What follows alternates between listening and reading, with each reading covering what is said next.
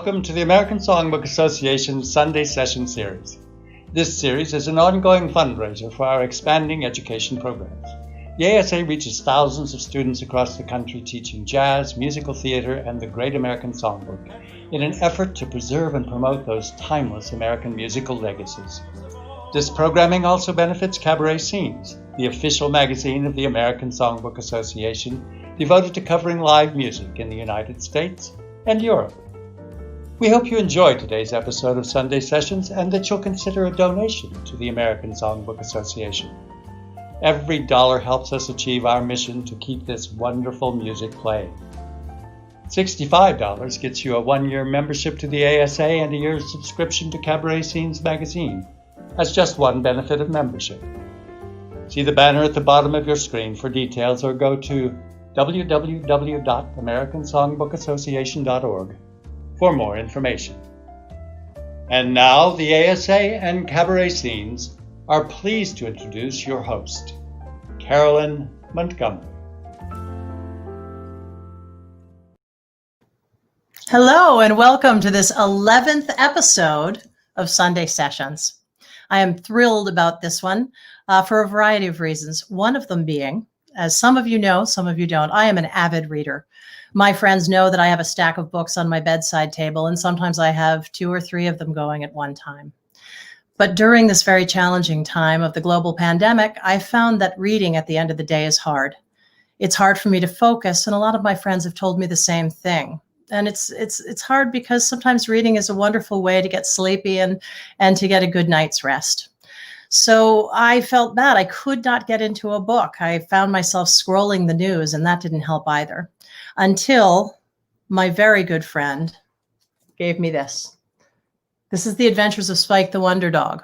And it is an absolutely lovely, lovely story told from the point of view of a very likable dog. The thing is, it's a perfect balance of levity and poignancy, and it's a real story, and you can take it in with refreshing ease. But don't listen to me. I'm friendly with the author, happen to be crazy about him. Listen to the critics. Alan Zweibel, original Saturday Night Live writer, calls Spike the Wonder Dog smart, witty, and inventive. Winston Groom, author of Forrest Gump, says that Spike the Wonder Dog is the newest canine literary hero to take on the world with hilarious results. Richard Johnson of the New York Post advises, Bill Boggs takes us on a darkly comic journey through his twisted world. New York Times best-selling author Mark Elliott exclaims, Bill Boggs has hit a home run with this highly original and hilarious satire of everything. Best-selling author Talia Carner proclaims Bill Boggs has written a satire populated with a cast of characters worthy of a hit comedy. The New York Times best-selling author Susan Isaac says, Spike the Wonder Dog is an irreverent hoot. The New York Daily News' Linda Stasi exclaims, The Adventures of Spike the Wonder Dog will keep you laughing and on the edge of your seat at the same time. Joan Rivers biographer Leslie Bennett warns us that The Adventures of Spike the Wonder Dog is definitely not safe for snowflakes, but fans of transgressive humor like Family Guy or Dave Chappelle will appreciate Spike's wild tales. Will Friedwald of the Wall Street Journal says, Spike the Wonder Dog is one of the funniest books I've ever read.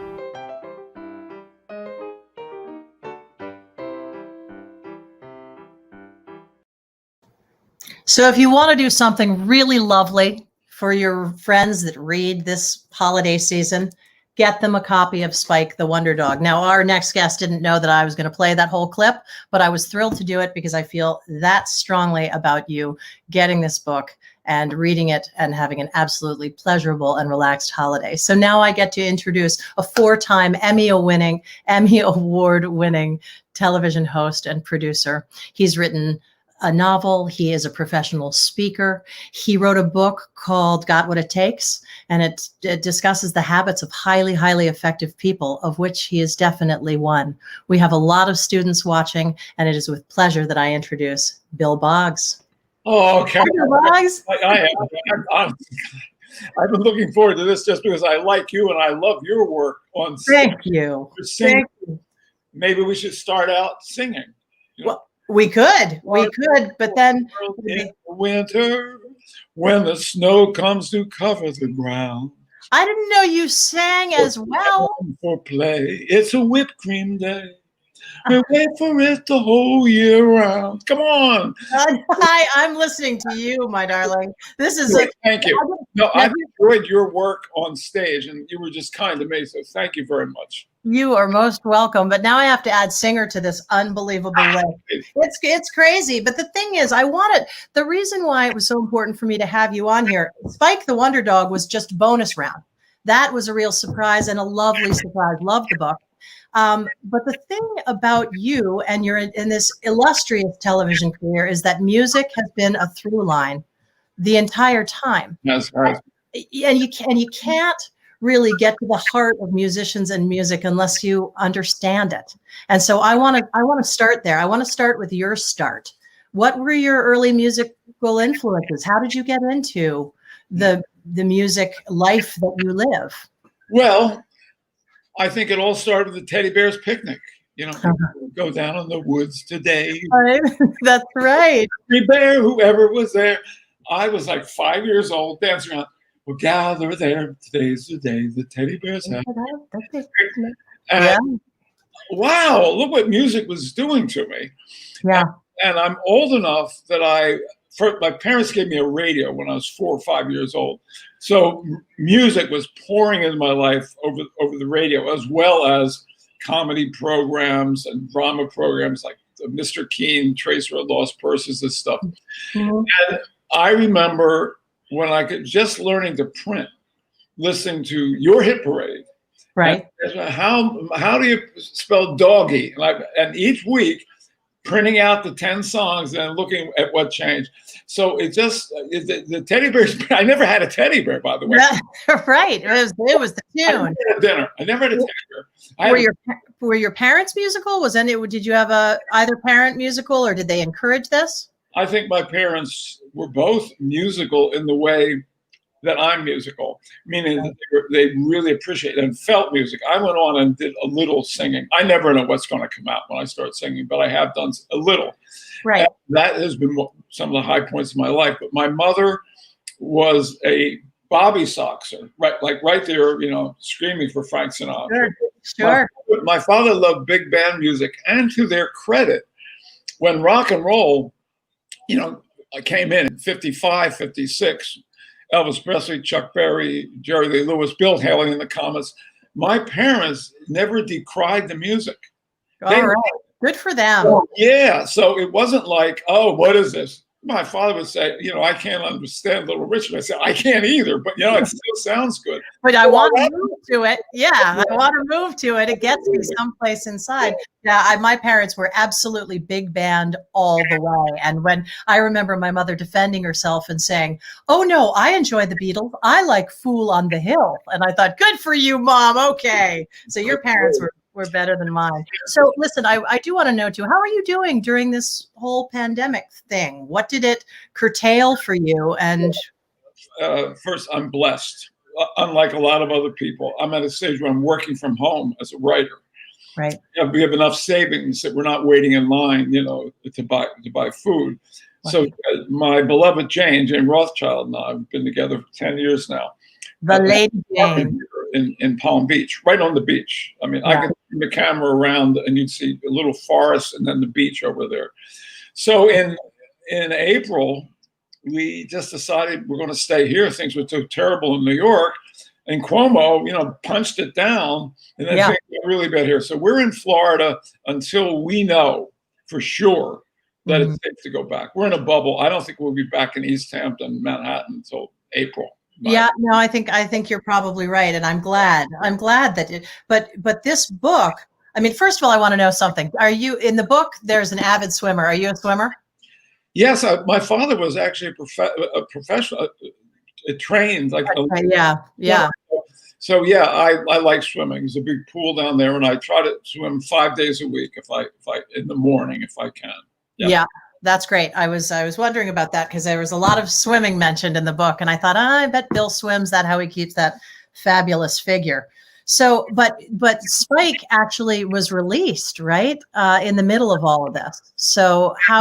You noticed how I worked for 3 years on the book, spent 6 months and got a book deal with Post Hill Press. Mhm. And the book was released May 19th. Right. Right in the middle of everything. No, so, but look, this is not a complaint. It just, my friend Alan's wife Belle had a book come out then, same thing. Yeah. Freeworld had the same thing. Yeah. So after this, I'm still working from the standpoint of an author on trying to market and promote the book. I'm blessed with good reviews, so we got something to sell. Yeah. I'm writing a sequel. So a fair amount of my time is spent every day, 4 or 5 days a week, writing for now 2 hours, 2.5 hours. Right. Well, as I look over, one of the greatest things that I get to do when I have these wonderful careers to look over before my interviews, I had Lucy Arnaz, what a beautiful career she's got. And with you, I got to watch some just incredible footage, and I got confused a little bit. It was like, no, wait a minute. Is this television? Is this on stage? You've done a tremendous amount of mixed media work. You're an incredible storyteller. But the thing that got me most, especially as somebody who's getting my feet wet with interviewing, is that because you know music, you got these performers to talk about their passion. A lot of interviewers ask them about their hobbies or where they like to go out to eat or their relationships with their significant other. And honestly, when they catch fire is when they're talking about their music. And you brought out moments. I was screaming in my living room. I'd like to play one. And I want all the students who are watching tonight to understand that one of the talents that Bill has is interviewing genius musicians, knowing a lot about music himself. And he just knows how to feed these guys a question, and they make beautiful moments for all of us to see inside their heads. Sorry to go on, but I just couldn't believe it. I'm going to show some beautiful clips today, and this is one with Frank Sinatra. I deferred there for a second because I was talking to you about what you were doing to prepare for a performance, how you feel about your obligation. You said vocalizing more. Well, first of all, I keep thinking to myself, am I warm enough? Am I really ready Fluid, to pitch? yeah. Really ready to pitch. Or should I go, we've got 10 minutes, should we run into the dressing room and get hold of Bill Millen and sing 4 or 5 minutes of exercises? And at times, even if I don't need it, it gives me an extra added sense of security. Yeah. I'll go up to an F and hit it once or twice and know that I'll never use it, but it's there if I need it. Yeah. In other words, I vocalize in a sense of measurement about like that, but I only use that area, the middle area. How does it, can you just show us what that sounds like? I don't want you to sing a song, but I mean, what? No, it's you just a matter of sounds. We sing scales. Well, it's not ah. Ah is the wrong word. Ah sound is goes. Not good, and ah is not good. No, so that shows you how much I know about vocalizing. Never sing ah. You sing ah. U-H. Ah. That's a cough up the roof of the mouth into the mask. If you sing ah, it goes back into the throat and it can break. It can snap. Now, that's my first vocal lesson with you. Now, I'm ready. And you'll get a bill. How did you like working with Ella? I thought that at the end of the show, it was almost like a magic veil being thrown over the whole evening with you singing with Ella. I love working with Ella. We've done it before. And she's, Ella Fitzgerald is as good a musician and vocalist, I think, that we, in our lifetime, and for the next 100 years, anybody's ever going to hear. Because she is so free. She thinks so freely, and she's so wrapped up in what she does that that's all she ever thinks about.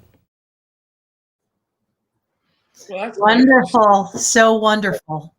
Well, what you said to me there about the singers opening up, that particular clip was one of 7 that were used from that 1975 interview, because I was interested in process. I've always been interested in process. If you and I were at another dinner party at Leslie Bennett's house and you were seated to my left, one of the things I'd want, and you're doing a show, I'd like to talk about the process, the songs, how you explored the songs. Like in the interview with Sinatra, I said to him, it seems to me that in some of the great ballad singing in your career, from those great concept albums, Only the Lonely, Point of No Return, All Alone, that you're conveying real emotions. The first time I ever saw Sinatra, when I was 16 years old, I was not far away from him. And when he started into singing You Go to My Head, I thought, this is real. I mean, it is acting, and it's so. And so what he said, that was process, So a lot of those clips are used in the documentary on him. And Sinatra said, "What I do, and this is for any student who's interested in singing or even playing," he said, "I put myself in the position of the person, the man, who would be experiencing what I'm singing about at that time. And I try to make a case for him from that mood with the words of the song." Right. And so one of my standards for singers is, when they're singing, do I feel that they're really making that case? Do I feel like they're really inhabiting the song? Or are and they you can really singing it? when they are singing it? Nothing singing well. Yeah. Well, there's a lot of times when people are singing really beautifully, and I'll say to one of my students, I know it's in there, but the lights are on. Nobody's home right now. We need to find a way to plug you in with that beautiful voice to let everybody out there connect with you and know what you're feeling. But the other thing is, you'd have to know enough about Sinatra to know that he sang with a lot of girl singers, a lot of them, but Ella Fitzgerald set him on fire. Did you know that? I know I had Marilyn May on here for a Sunday session. And, Ella Fitzgerald said she was the best white woman singer of our time, which I loved so much. I absolutely believe that. May, anyone who there were some singers I lived to see again, and the pandemic has stopped this cold, But you've never seen Marilyn May, and you have an opportunity to see Marilyn May, go see Marilyn May. If you've never seen Jack Jones and you have an opportunity to see Jack Jones, go see Jack Jones. If you've never seen Bobby Rydell, go see Bobby Rydell. Yep, exactly. Bobby Rydell. My goodness. I'll tell you, let me ask you this. How many times have you seen Sinatra? I have a tattoo here that tells me that's 82 times. 82 times. Yeah. This is so when you were, let's say 16, you were going to see a lot of live music? Well, in Philadelphia, where I grew up, we had a bunch of really good nightclubs. I mean, nightclubs as such don't exist. You have in New York City, you have 54 Below, and you have the great Cafe Carlisle, and other clubs, Birdland. Birdland is like a nightclub. Yes, it is. Yes, it is. They used to be plentiful, and big names would be there. So in Philadelphia, we had a club called the Latin Casino. And during the week on a late show, you could go with no cover charge, no admission charge, and just a 2-drink minimum. And the drinks were like $2.50. Yeah. $5 plus a tip. When I was in college, I remember some of the people I saw, I was like Bobby Darin, the best moving male singer I've ever seen. But with all due respect to Sammy Davis Jr., Bobby Darin as a singer who moved, I don't mean dance, moved. Yeah. Jack Jones with Bill Cosby. I hope people aren't tuning out because I said the words Bill Cosby. Let's see, who else did I see? Eddie Mills Brothers, Sarah Vaughan, Peggy Lee. And they were all just coming through Philadelphia. So for $5, I went to see them all on the Late Show when I was at Penn. Well, and I can see, I mean, the appreciation for the Great American Songbook and for those singers is great, but it really feels to me when I read about your words about early musical influences that you were pretty much bearing witness to the birth of rock and roll. And that's sort of, is that your jam above all jam? Well, what happened to me was, like, if you're born in the early 40s, as I was, you end up being lucky enough to go through puberty during the birth of rock and roll and have your sex drive really amped up when the pill comes in. So they did great, but then of course there is Vietnam. We have to worry about that. That also. Not at all. That's okay. Anyway, what happened was, we had great singers in Philadelphia, great rock there, and acts came through. I remember going to a prom in like 58 with Fats Domino. So I really became a rocker, but that didn't mean in like the early 60s that was the only music you listened to. Right. Because in the early 60s, you had hits like, who knocked the Beatles off the charts? Dean Martin knocked one of their #1 hits off the charts with Everybody Loves Somebody Sometime. And they were coexisting in a way that no longer exists. But after we saw Sinatra at the 500 Club, I expanded into what would be now called the Great American Songbook. Even though I think the Teddy Bear's Picnic, which got me started, is part of the Great American Songbook. So do I. And Yeah, and I also believe that the Great American Songbook is still being written. I think if a tune becomes a standard in that it is covered by 45 brilliant singers and musicians and loved like that, then that's a standard, whether it was written in 1940 or whether it was written in 1980. I'm going to go ahead and play for our students another. Yeah, add something to that just quickly. I think the Great American Songbook needs to really think outside the box. For example, a song by the Beach Boys, In My Room. Yeah. This is a brilliant ballad, and it's in the same kind of harmonies as the Four Freshmen, the Four Aces, the High Lows. Why shouldn't it be in the Great American Songbook? Is that only because it's the Beach Boys? How about Leon Russell's A Song for You that has the unbelievable line, I love you in a place. That's as far as I'm concerned, that's the standard. Right. Yeah. Number 3, Carly Simon, That's the Way I've Always Heard It Should Be. Right. Those songs need to be brought in and played a lot to keep the American Songbook growing. So I'm on the same page with you. So yeah, you absolutely are. And all that can do is feed and make the Great American Songbook more inclusive.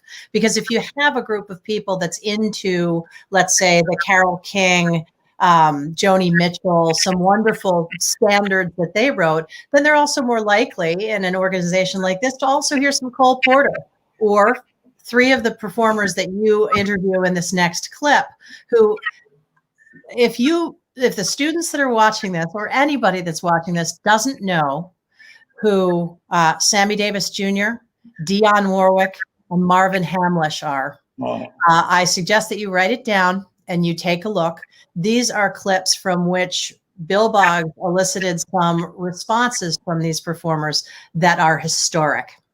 It's so tough to pick all those. Alfie, right? Yeah. Do you know the way to San Jose? Yeah. Don't make me over. More on the list would include I Say a Little Prayer, Walk On By, Windows of the World. That's one of my. Do you have a favorite amongst all those? I mean, they're all excellent. Yeah, they were all super tunes, and they will live forever. My favorite song of them all is my very first record, Don't Make Me Over.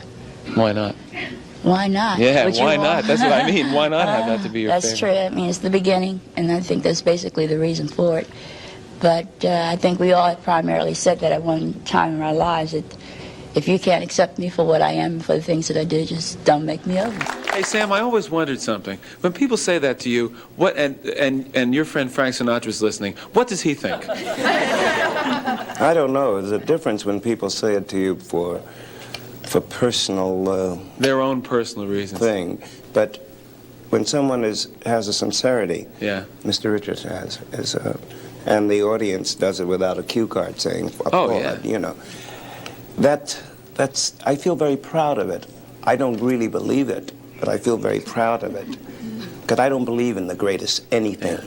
I think there's somebody in Cleveland who never got a shot, who's better than all the people that are out there, including me. But he may never get the opportunity.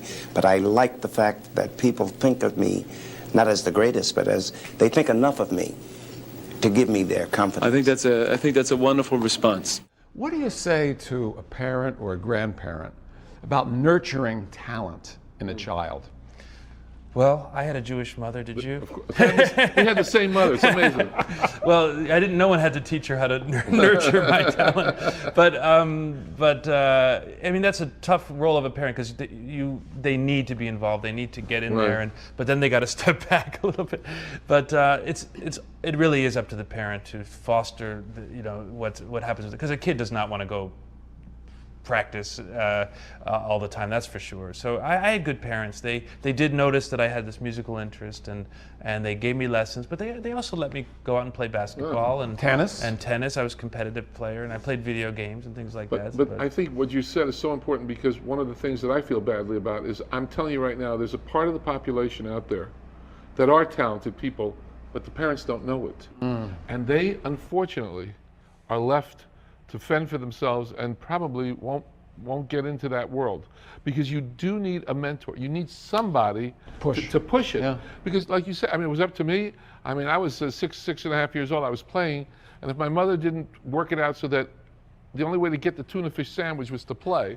You know, you would die without, you know. But if without someone saying, come on, now you're going to go to the piano, or if the two parents are working, let's say, and you come back from school and there's nobody there, we lose a lot of talent in the cracks, and it's a real shame. It's a real shame, you know. So we were both very lucky because we had those parents who, you know, made it happen. Yeah.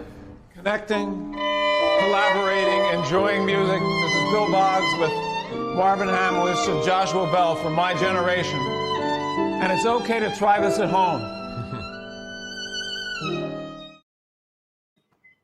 More than okay to try that at home. And Joshua Bell, you know, what Marvin mostly said there, and boy, there's a man. Oh, boy. I personally miss, when I moved to New York in 1975, Marvin Hammerstein was I met him the first month in New York.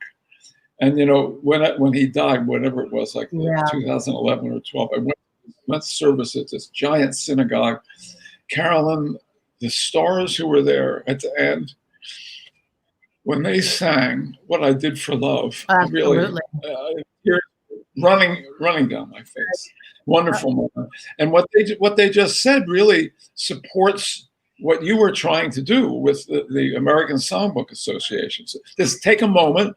Somebody makes a donation. You certainly were getting $65 from me. But what the money goes to in terms of outreach at schools and connecting students with music? Oh, we have, these programs are life-changing. And I'll tell you, Bill, this is something that you and I will talk about at dinner at Leslie Bennett's when I'm sitting to your left, totally. I'll tell you, we go out to these schools, and we had one group, we auditioned a bunch of kids knowing that we were going to take anybody who was interested and was going to commit. We started with about 27, and then we told them all. There were 13-year-old kids from a school in the in East Harlem. And we told them they were going to have to give us every Wednesday for 3 months. And then they were going to perform in front of 120 people. Right. We ended up with 9. And they stayed. Right.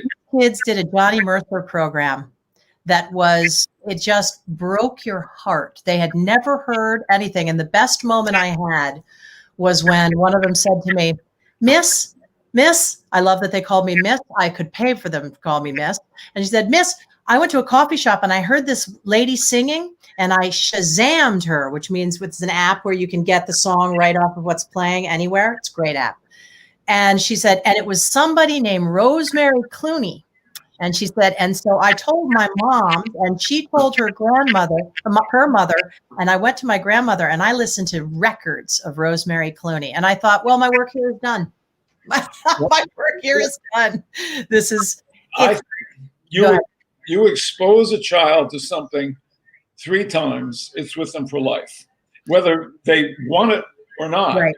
If they sat through a ballet 3 times, they may end up wanting to see ballet the rest of their life or not, but don't know what it is, you know. Well, and you are living proof that being an avid audience member and enjoyer of music, we're not trying to create performers. If we do, that's great. And we do have a program where we help these kids get into performance arts high schools. There are 47 performance arts high schools in Manhattan, Queens, and Brooklyn. And it's a good education. Whether or not they become performers is irrelevant, really, but it gives them something to love. And you are such an avid listener. Is there anything that you would tell students about if they want to be performers, or they want to go into television, or is there value in going to as many concerts and as many performances as you can possibly get a ticket for? Yes, I think the more you can absorb by seeing people, the more that will just simply be in you. If you're interested in watching TV, going into television, there's never been more opportunity to create stuff literally, and put it out on the internet, on TikTok, on YouTube, something like that. I do people, if you're interested in news, I suggest watching television with the captions on and reading the captions, so your eye gets used to doing it, because someday you'll have a teleprompter in front of you. But beyond anything else, you have to believe that you can do it.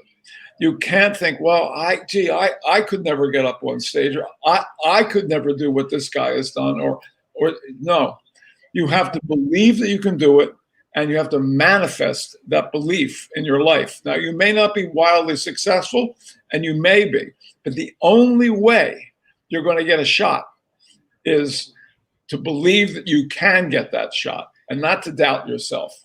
Did you always have that belief when you started off? I'm a person of limited talent and limited intelligence. I'm an intuitive person. I was simply enormously successful in school in my life. Socially, I did okay. I got into the University of Pennsylvania, but yeah, I was going to. Well, that's when it was easy to get in. Now I couldn't even get into a community college with the standards these days. But yeah, I think that my mother got it in me early, that I could do anything I want in life as long as I put my mind to it. And look, I'm going to tell you something. I sat down to write this book, right? My mother's voice was in my head. Yeah, it's not just me. I've seen you do incredible things when you put your mind to it. Now, you think about that. Had that all my life, how lucky I was to get that. And then Spike's voice clicked in, and I wrote the book. Well, and Spike's Voice is a really good book, not really good voice. Not since I read the book. Is it called A Year in Provence? That's told by the dog. Is that the one? It's done well. When I first read this, I was a little skeptical. I thought, the dog's talking. What's that going to be like? I really like Spike. Spike is and very, very much believable as a dog. One of the scenes that I like most in the book is when, and I hope I'm not giving anything out, you can stop me if I am, but there's a little girl that's singing for our main character, and Bud's talking about it, and she's basically coughing up a lung trying to sing songs from Annie. Right. And her father is asking our main character, Bud's owner, to give her some pointers, and he's trying to be nice about it, and tell her, well, you need someplace to go. You might want to start not screaming. He says, well, you're really over singing like most of the singers on The Voice. Well, I see, if you look at any of the people I've talked about so far and other people working today, there has to be modulation in your singing. You can't start out here and end just that much higher. There that was one of the Sinatra things, start out, leave some place to go. So what happens is Spike's master, Bud, gives him this advice here. He says, you're over singing it, like all those singers on The Voice. Leave some place to go. And by the way, you don't have to wave your arms around like a cross guard. That's right. That's right. And also, the mother who's not too hip says, yes, that's very good, but honey, and she's singing, the sun will come out tomorrow. Right. Only throw your arms straight up in the air every time you sing tomorrow. Yeah, the parents can be a blessing and a curse if they have no training. I'm telling you. And I laughed out loud at that. I also laughed out loud at one moment that again shows that you know your music, because then the Bud's owner, Spike's owner, Bud, is trying to get this girl to calm down and listen to some music. So he sings Chris Christopherson's Pilgrim, and they hear the strains of that coming from the other room. That's there are two songs that have a life in the book, and that's the first one, The Pilgrim. I know the second one. You can see him standing on the sidewalk, and his jacket and his jeans, wearing yesterday's misfortune for a smile. Once he had a future full of money and dreams, which he spent like they were going out of style. But if the world keeps right on changing, for the better or the worse, searching for a shrine he's never found, never knowing or believing, it's a blessing or a curse, or if the going up is worth the coming down. And so that question, the going up is worth the coming down, kind of goes through the book for Spike's owner, Bud, who's a talk show host like me. Right. If I had to list 10 songs in my life that have had an impact on me, one would be The Pilgrim, another could be If I Could Read Your Mind, a mysterious song like that by Gordon Lightfoot. And then the other song is, in the book, they Bud and Spike have a TV show in North Carolina, and they get a big break to go to New York City. It just at the time that Spike the dog has fallen in love with another dog, but they're leaving High Point, North Carolina behind to go to New York, and they're at the gas station. And Frank Sinatra was singing "Have Yourself a Merry Little Christmas," you know, Right. and Spike thinks, "What a crock of shit! Have yourself a Mrs." Stuff. And then the end of the book, it turns around. The very last thing is Frank. He says, "Frank's singing that song again," and you know what? He was right. Yeah, it's to me that was just an analogy to getting older and wiser, because a lot of the tunes that I listened to that I just thought, oh, that's ridiculous. How sappy. And then of course the lyric now makes perfect sense to me. But I want to go ahead. No, I'd like to say we're going to hear a huge amount of Christmas music. I have to turn it off. I get weepy. I mean, I have to just like music a couple of days before Christmas. It's so sentimental. Yeah. There's a tremendous song that's now overplayed called "Have Yourself a Merry Little Christmas," right? Yeah. "Have Yourself a Merry Little Christmas" is not a happy Christmas song. It was written, I should know the movie. It was written for a movie. People are not together. So it's That's right. And someday soon, the original lyrics are, it ends, "Someday soon, we all will be together if the fates allow. Until then, we'll have to muddle through somehow." But the studio executives thought that was too sad, and they took "muddle through somehow" out and add "hang a shining star on the highest bough."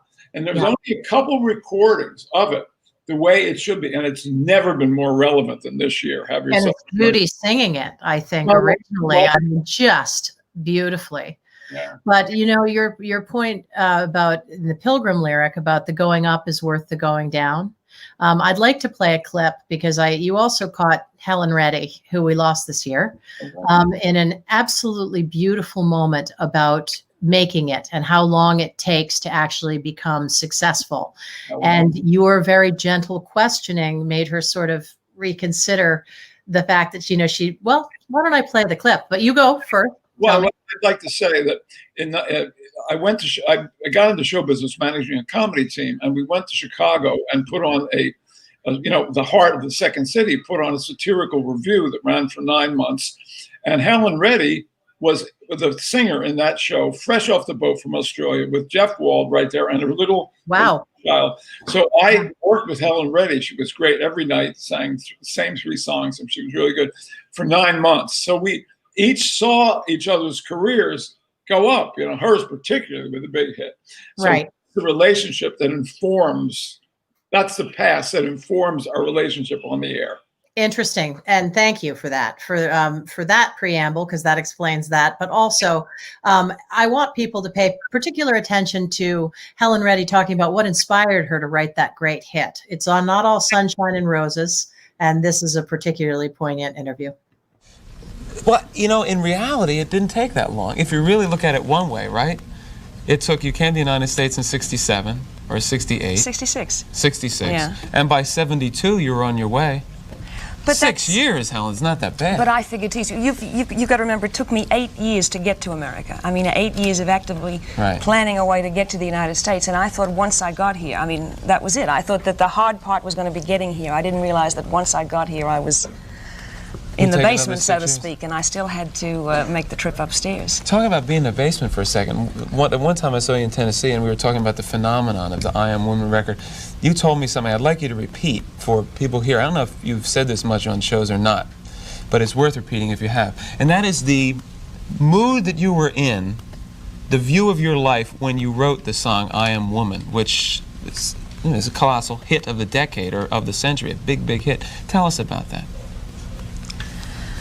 Well, I wrote it, I guess, after a period of about a year or a year and a half when nothing in my life went right. I mean, nothing. I could not get a job, nothing, not even so much as one night anywhere for 9 months.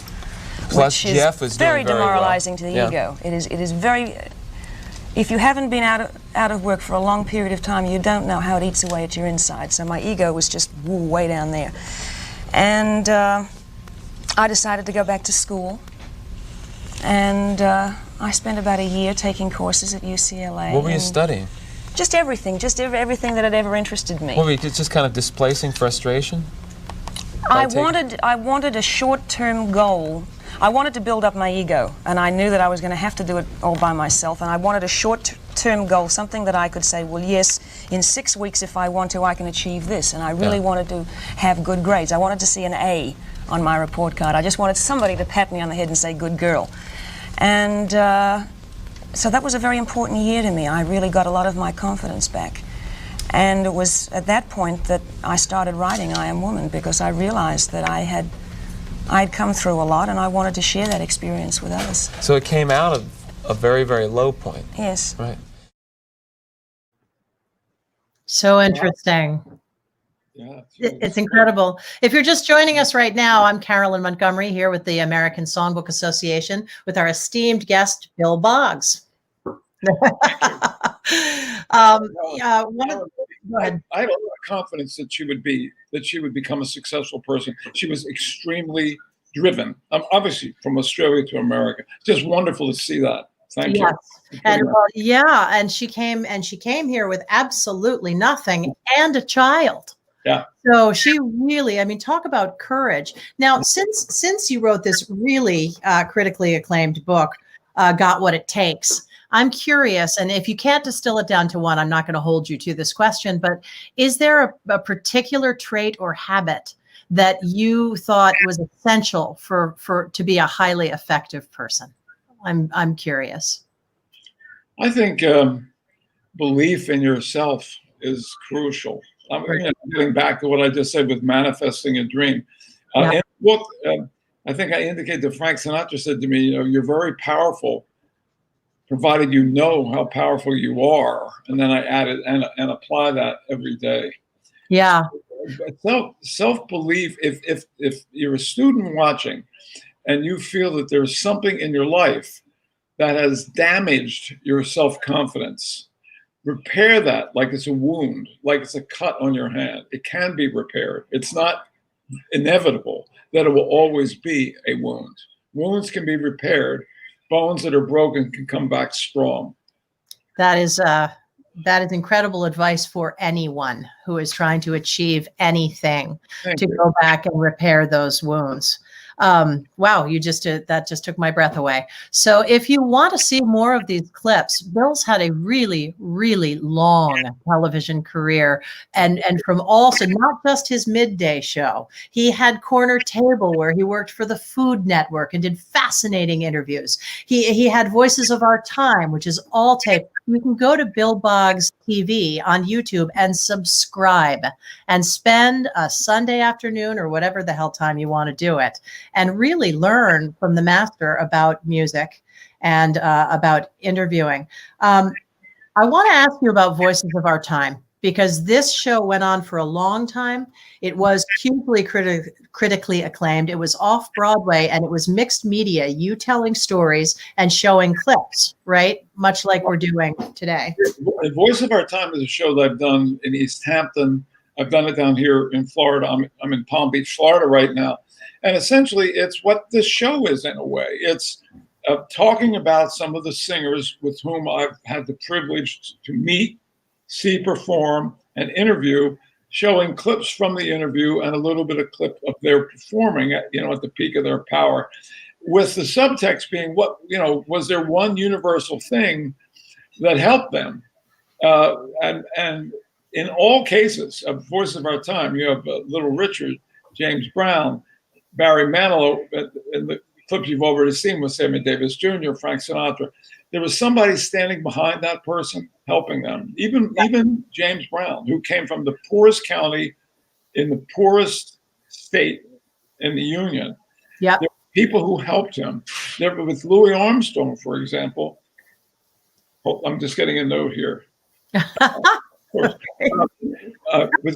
Louis Armstrong, for example, he had a little toy trumpet that he essentially took to its limit, and his neighbors in New Orleans chipped in money to buy him a beat-up real trumpet.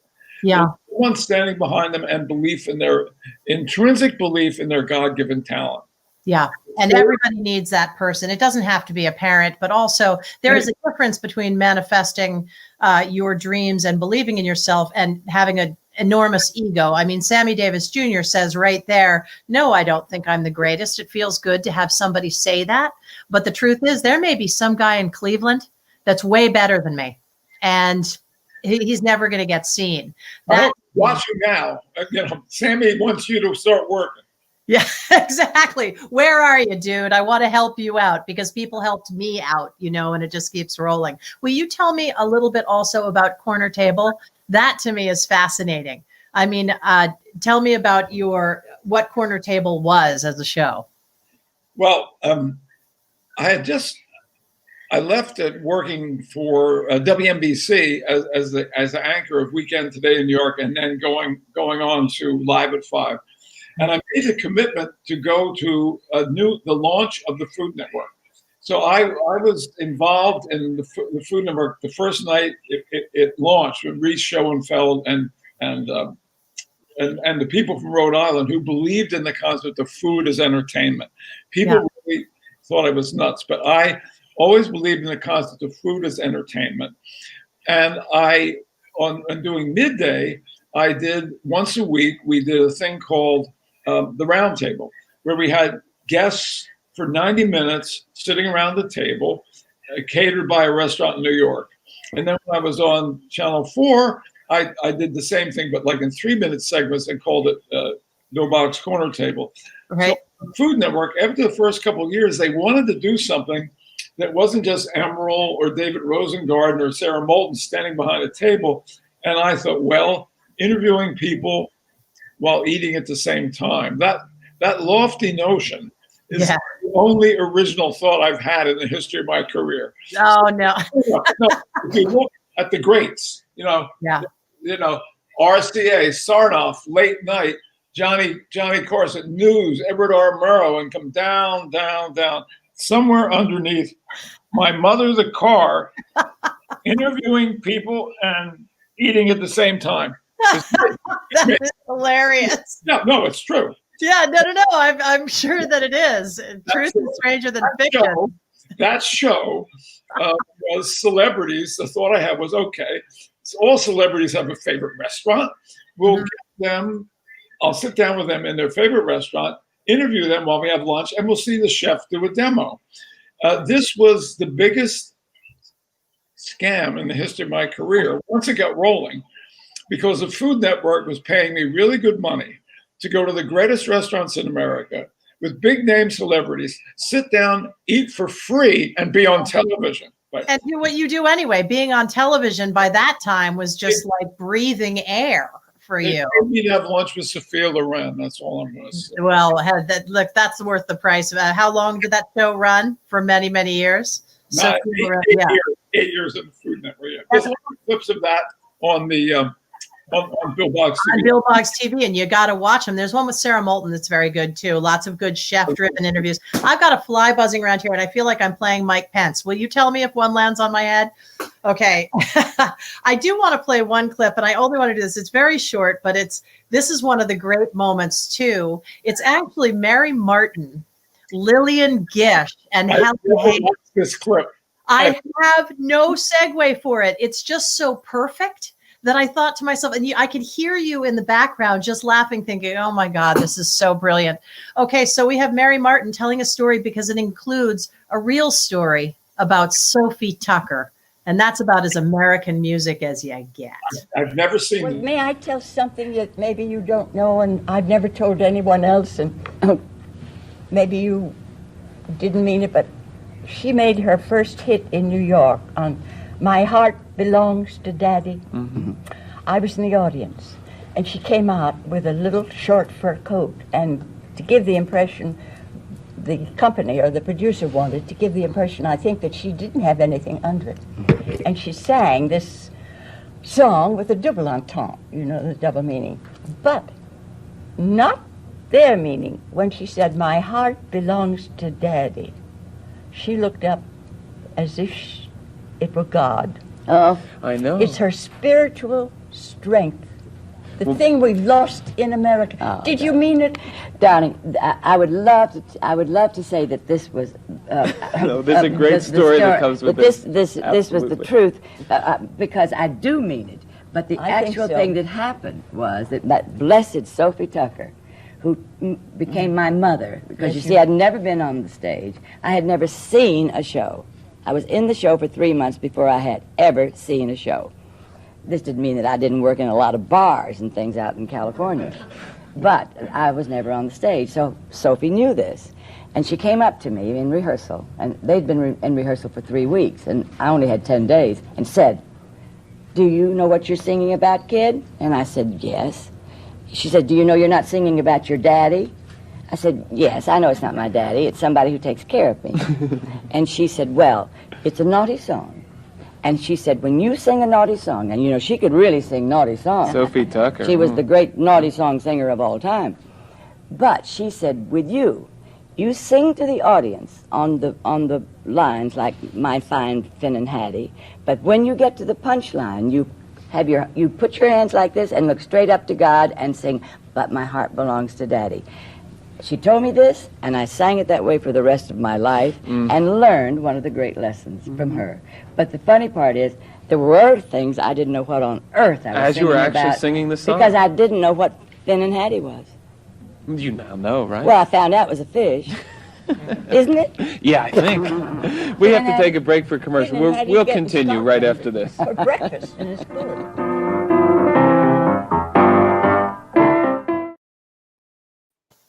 I loved that so much I couldn't not include it. You, this handsome, beautiful man on stage with Helen Hayes, Lillian Gish, and Mary Martin. And they are just making the show perfect with very little prompting from you. Lillian Gish is a woman in the hat. And anybody, I would imagine many of the students watching are not familiar with her. Just Google Lillian Gish, a huge star of the silent screen. And that day, she came into the studio with 2 hats, the one she was wearing and a much bigger hat. And she, "Where will I be sitting?" Now, this woman was a huge movie star. And we put her in her chair, and she looked at the lighting. She said, "Okay, if that's going to be the lighting, then I have to wear this." She puts on this big hat. And I said, "Well, what can we fix it?" She said, "Well, if you have light." So this little woman, has had, these men are moving ladders, doing all this stuff, and they get the lighting on her and say, "Oh, that's good lighting. Now I'll wear the little hat." Oh, that's very smart. Very, very smart. Well, listen, I want to do this for about another hour. I disagree with you about I think that you are a Renaissance man and very, very smart. And what I'm curious about, because I feel like I missed out. I missed Rat Pack Revival. I missed Confessions of a Talk Show Host. I can watch it on some Bill Boggs TV on YouTube. And I missed Voices of Our Time, but I hear tell that there may be a PBS special about songs of our time. Is that in the works? We couldn't get the funding for it. Oh, that sucks. We wanted to do, Will Freewell and I wanted to do a PBS series in the worst way. And what we wanted to do was to reinterpret songs from the Great American Songbook and bring in outside songs that people aren't thinking about the Great American Songbook, like we were talking about today. Right. We couldn't get the money. PBS would have put it on. We just couldn't get the $1,800,000 or whatever else we needed, and then it fell by the wayside. Is that what you need? You need $1.8 million? So much. Have it on you? Say that again? Yeah. Right. Well, no, I don't have it in my pocket, but I'm interested enough in seeing something like that happen that I just think it would be terrific. Might we see you on stage again telling stories and showing clips, or do you think that you've done? The masks disappear and we can get back on stage, I'm going to leave skid marks getting on stage. All my shows have been canceled down here. So yes, what about you, Carolyn? Absolutely. The moment the masks come off and I can stand, I had 2 weekly gigs at different hotels in Manhattan. And I loved them so much because I sang for complete strangers every night. And it was brilliant. I tried new tunes and new arrangements, and it was really, I was loving it, and I miss it terribly. So the minute I can stand in front of a microphone and sing for a group, I will. Good. I can't wait. I hope I'm in the audience. I hope so too. I wanted to mention two things. 2 young singers really to keep your eye on. Okay. Anis Reno. Yes, I know who that is. Yeah. Charlie Romo. Mm-hmm. Charlie's about 21. She just turned 17. Reno and Romo. Yep, I know them both actually. And do you know Joey Bianco?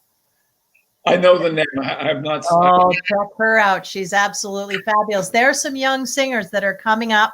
Sure. And doing us proud, really doing us proud. And I have a question for you too, just because I'm curious, because you have such a wealth of experience. But if you could re-experience any performance, the Great American Songbook or anything, I know it's huge. It's a huge question, but what would it be? Does anything pop into your mind? Well, you know, man, if I close my eyes, I could see so many different people on stage. But one night, if I could relive it, would be going back to late '63. I was just starting graduate school at the University of Pennsylvania at Annenberg School. Mm-hmm. And I read that Frank Sinatra was doing a 2-night thing with Lena Horne at Carnegie Hall. I had never been in Carnegie Hall. And it was essentially a fundraiser for the Southern Christian Leadership Association. So God bless him. He's no longer in America. A guy a couple years older than I, Jim Day, my fraternity brother, stood in line the first day and bought tickets for 3 people, he, I, and somebody else, on the 17th row on the aisle. Mm-hmm. That's the first time I was ever in Carnegie Hall. And this is what the evening was. Full orchestra, full string sections, harps, the stage filled. Lena Horne doing at least like an hour and 10 minutes. And I'll never forget when she sang Where is Love from Oliver. Oh, God. Yeah. Yeah. Then intermission. And the place was like celebrity. I remember I was sitting right behind Bill Stern, the sportscast. But then there's an intermission. People go and get a drink, come back. Then Martin Luther King comes out and speaks. Thanks, Lena Horne. Thanks, Frank Sinatra. Thanks, everybody, for contributing their money. This ticket cost me $25, and it's a lot of money, believe it or not, in 1964. Anyway, then he leaves. The orchestra comes back. Nelson Riddle comes out and conducts for Frank Sinatra. This was a big night. This was a big night. You know? That's a big night. Thank you. Just taking me there, I can't imagine it, and it's overwhelming to even think about those 2 amazing performers, Martin Luther King and Nelson Riddle, in one evening. So this is Lenny Hayden, Lena Horne's husband, conducting for her. It was beyond. Yes, at that time. It's a perfect night. There are so few of those, but when they happen, they are completely memorable. And you are completely memorable. I want to have you back. I want to have you speaking to our students when we all have our masks off. I want everybody that's been watching this to order a Spike, The Adventures of Spike the Wonder Dog. Your friends will be pleased that you did. It will take them away from themselves with beautifully poignant and hilariously funny laugh out loud moments. Bill Boggs, thank you so much. Kindle and audio, all 3. Oh, there you go. You can get it on audiobooks too. So when you're driving, when we can finally all be together. And, you know, since I didn't sing with you, Bill, in the beginning, because I didn't catch on, so I'm wondering if we could, through the years, we all will be together, should the fates allow. Are you going to sing with me? Until then, until then, we'll have to muddle through somehow and have yourself a merry little Christmas night. I wish that for you and Lady Jane, and I cannot wait to see you again. Thank you. You're terrific. You've made me feel somehow like I'm much better than I ever was. Oh no, you're even better than that, my dear. I'll speak to you soon. Thank you. Thank you so much for joining us. This is Carolyn Montgomery speaking for the entire board of the American Songbook Association and Cabaret Scenes Magazine. We're so excited to have Bill Boggs on today. And next Sunday, our Sunday Sessions is all about lessons and classes that you can take virtually to keep your singer and performance chops going with teachers from around the country. So join us, and thank you so much for being here today.